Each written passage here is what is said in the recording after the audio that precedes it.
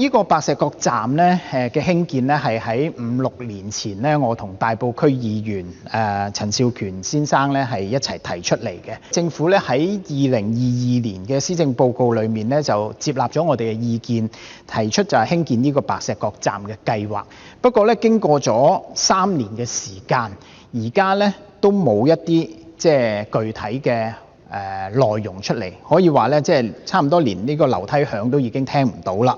呢種咁樣嘅馬拉松式、蝸牛式嘅基建進度咧，其實完全係違反咗特區政府提出嘅基建先行、提出提效嘅呢個理念。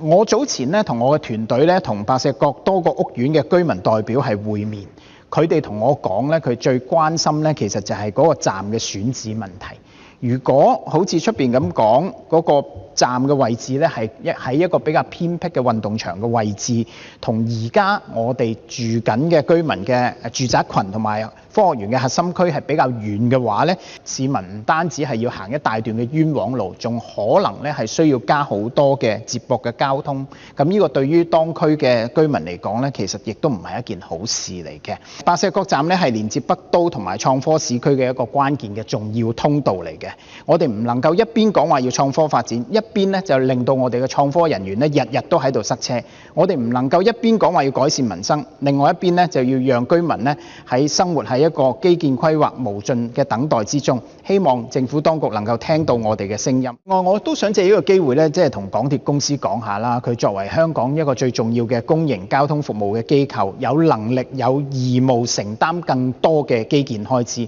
白石角站咧既能夠帶動周邊土地嘅升值，亦都係可以幫港鐵公司咧係賺錢嘅。咁所以佢唔好咧喺度斤斤計較，就成日同政府喺度傾緊點樣可以攞多啲土地啊，攞多啲補價，令到佢咧興建個站嘅時候咧就即係可以慳翻啲錢。呢個唔單止咧係對港鐵公司自己本身嘅形象咧係有一個好大嘅打擊，亦都係令到咧市民覺得咧即係港鐵公司係冇一個社會嘅責任喺度。